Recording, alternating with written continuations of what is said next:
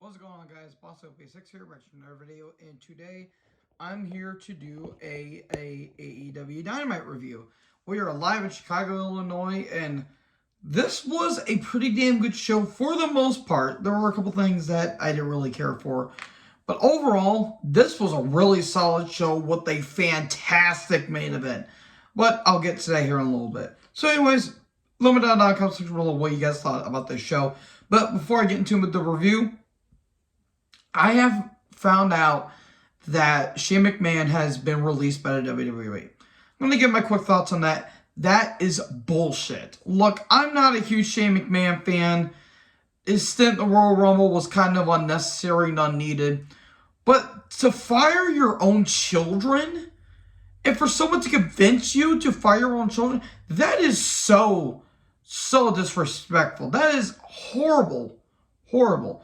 And look, again, I am not a huge Shane McMahon fan. I respect him for the stunts that he has pulled off in the years and all the concussions and broken bodies and blood, sweat, and tears that he put his heart and soul into damn near every match that he's been in. And then just get canned by the ungodly genius of Nick Khan and his infinite wisdom with with Vince. That is such bullshit. Like, that is beyond stupid. That is disgraceful. And I honestly do feel bad for Shane. And Vince, just burn in hell already, and nobody will really miss you. But anyways, yeah, those are my quick thoughts on that. So anyways, we get Moxley Single with Wild Thing, You Make My Heart Sing, taking on Wheeler Yuta with Orange Cassidy, and Danhausen, who appeared at the Beach Break, a little special event that happened. Apparently, he's part of Best Friends now. They tried to explain on a commentary, but no one found the answer. Originally, it was supposed to be Brian Kendrick, but apparently Brian got pulled from the card because apparently of some abhorrent and offensive comments he's made in the past. I was unaware of this, and I am not aware of the comments that he has made, so I do not have a right to say on what happened or what the comments were. I'll need some context. But if you guys do know the whereabouts of what he said, please let me know, and I'll talk about the subject later on. But for now, I'm kind of mute because I was unaware of that. But anyways, we get Jon Moxley versus Wheeler Yuta. Pretty good match. Wheeler's a really good talent. Moxley is Moxley. Some good stuff here. There was some comedy shtick with Cassidy and Danhausen. Or whatever the hell he does. Look, he's a good athlete. Just the gimmicks, it's weird. It's not terrible, but it's not great either. It's just very weird. Again, I have seen his matches. He is actually a pretty damn good wrestler. But again, I'm kind of split on the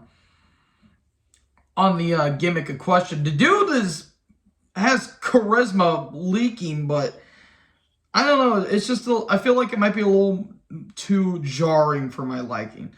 But anyways, match goes on. Moxley hits a cutter. There was some good stuff back and forth. In the end, paradigm shift, 1, 2, 3, and Moxley wins. Okay, good stuff. It was about 10 minutes. It went on a bit longer than I expected, but pretty solid stuff. Bryan Danielson's in the ring, and he says, you were a great world champion, but together, you and I will become even greater. He's trying to recruit Moxley, saying, why is there a millennial cowboy being a world champion? Why is a guy dressed up as a dinosaur a world tag champion? And why is a guy that vlogs all the damn time a TNT champion? They aren't real. We're real men, not a we're men. This was some good stuff. Danielson's having a ball. He is having a ball. And, just trying to recruit Moxley. And he said, I'll give you time to think about it. Okay. It's going to lead to a match down the point. Somewhere down the line. But this was some damn good stuff by Bryan. And then we get, Punk and MJF, a little video package there. And then Brandy Rhodes is in the ring. Oh boy, that's what we need. More Brandy Rhodes on our television. We do not want her. Dan Lambert and in the year show. Well, I think she talks about, being chief executive officer and all that stuff. And again, Lambert and the year show up. This was a wild segment, and it was bad, but it was also pretty damn good. Lambert talking about why y'all won't turn heel, and you're just I'm a sexist, conservative, AEW hater, and I'm decent compared to you and all that stuff. Talks about, Brandy's Bulldogs, aka her tits, which I thought was funny. Look, Lambert is kind of hit and miss with me. He's a very passionate wrestling fan, but he knows how to get with the crowd. This may be one of his better promos, honestly. The sheepish lion, Dan Lambert. This was kind of batshit insane. Brandy at one point said, Ethan, you have no right to talk. We were trying to get Josh Alexander, but except we got you. Okay, I'm not going to lie, that's kind of truthful. Look, Ethan's a good athlete. He's just not he doesn't have the charisma or the personality. He is literally the Marty Jannetty of the North, if you get what I'm saying. And then Brandy doesn't slap and gives him like a little love tap on the cheek, and he's like, I figured you would have done that. And then Paige Van Zandt, I think that's how you say her name. I apologize if I messed up. They come down and they have a brawl. They're going to have Brandy Rhodes in the ring again, aren't they? Oh boy, we are all doomed, aren't we? This was a mess. The locker room comes down to separate them. This and another segment were kind of the low points of the show, if I'm going to be honest. And then the Hardy family, HFO is backstage, and, Matt's disappointed that Private Party didn't win the tag titles. But, he wants the TNT Championship. And Andrade shows up, and he's like, why isn't Darby Allin here? They're going to be having this feud, aren't they? God damn it. Well, don't let Andrade talk, please. I'm sure he's a nice guy. Do not let him talk. But, Hardy's, Cassie's going to be challenging for the TNT title on Rampage. Okay, that's fine. Don't fail me now. Okay, then we get Kings of the Black Throne. Malachi Black and Brody King, which for some reason their names were Knights of the Black Throne. I don't know if that's a name change or what. They took on Pac and Penta with Alex Abrahantes. God, he is such a great manager. He is over with that crowd, I am telling you. Pac comes out. He looks like he's wearing the Bird Box bullshit and all that stuff. Oh, but it was all a ruse and all that stuff. This was a pretty damn good match. There was some good stuff. There was some pretty good dives going all around. Brody is absolutely fantastic. These are all great athletes. It's good to see Pac in the ring again. Pac and Penta, they tried to go for the package pile driver, but Brody throws Pac off, missing in the eyes of Penta, hit Dante's Inferno, 1, 2, 3, and there you go. That's your match right there. Pretty damn good match, I will admit. And then Cole's backstage, with the Cutler Cam, and he's talking about his match against his loss against Cassidy at Beach Break was a fluke, and he's referencing that. He says, "I'll be taken seriously once again." Cole, you haven't been taken seriously ever since you started with the whole feud with the best friends, if I'm going to be brutally honest. And all that stuff, and he's like, I'm going to prove that, I'm going to get what I want when I beat Evil Uno on Rampage. Okay. Then we get Ruby Soho versus Nyla Rose with Vicky Guerrero. Oh my god, Vicky was atrocious. Jesus Christ, she won't shut the hell up for more than 5 seconds. She has to be shrieking and screaming. It sounds like a banshee that got her nads cut off. Do banshees even have nads? I don't even know. The match wasn't bad. This is probably the weakest match on the whole entire card.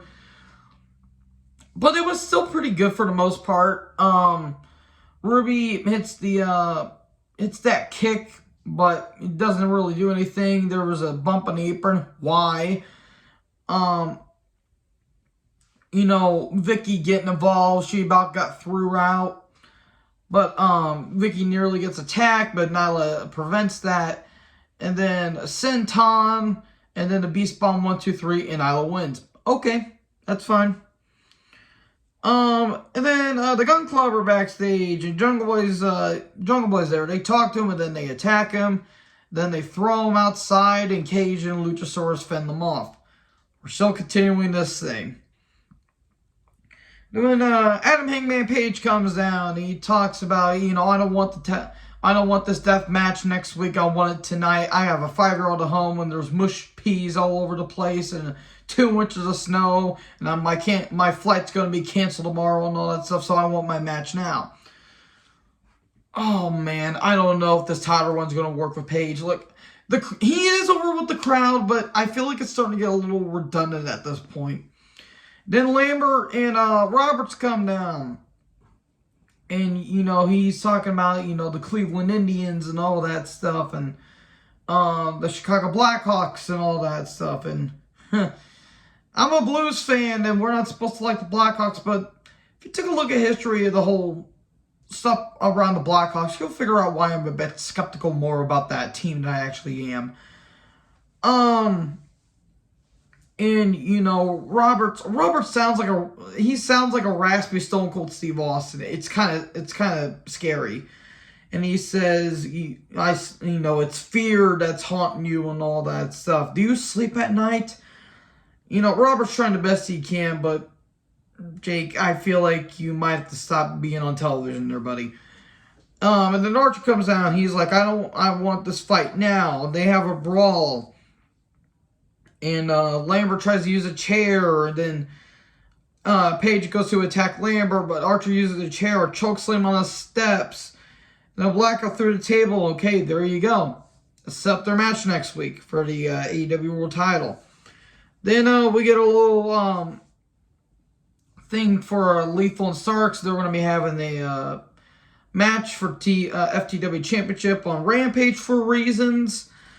Then we get a whole card rundown. I think it's going to be Cassidy versus Guevara for the TNT title. Starks for the Lethal for the FTW Championship. Thunder Rosa versus Mercedes Martinez. That should be a pretty damn good match.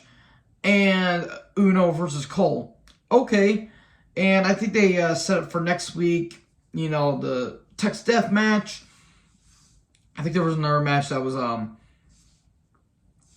there as well, but I forgot about it because I didn't write it down. Then we get Punk versus MJF. This was fantastic.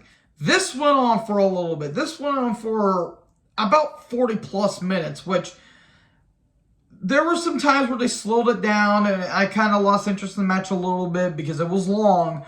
But goddamn, the chemistry and the psychology was perfect throughout this match. These two bounce off of each other really, really, really good. There's a brawl into the crowd. MJF gets crotched on the guarding rail. Punk gets his arm and his wrist targeted. MJF starts biting on the hand.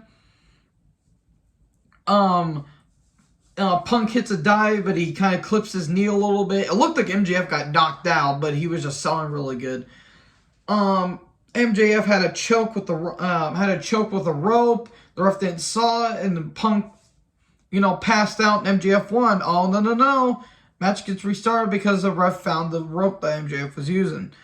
So, the match resumes. There was some really good stuff. Again, it was a little slow, but at the same time, you understand why, because they've been going for a little bit. There was a poison rana. Punk looked like he spiked himself. Jesus Christ. Why the poison rana, I don't know. There was a couple apron bumps. There was some really good stuff here. I really recommend you guys watch this match. This was some really damn good stuff here. A low blow. Feet on the ropes. Oh no. Even during the break, MJF was going after your knee, even hit a figure four on the post. This was some, again, really good shit here, guys. A Pepsi plunge off the top. And JR says that move hasn't been used in over 17 years. Whether that's true or not is up to speculation, but if so, Jesus, that is That is a move, I will say that. And then Wardlow comes down. Oh, Wardlow. And, you know, he steps over MJF, stares down Punk, and Punk's not trusting him. And the ref's distracted with Wardlow. Ring shot. 1, 2, 3. MJF wins, and the crowd goes dead. That's the definition of a crowd silencer right there. Now, we're all confused. Where did MJF get the ring from? Wardlow handed him the ring.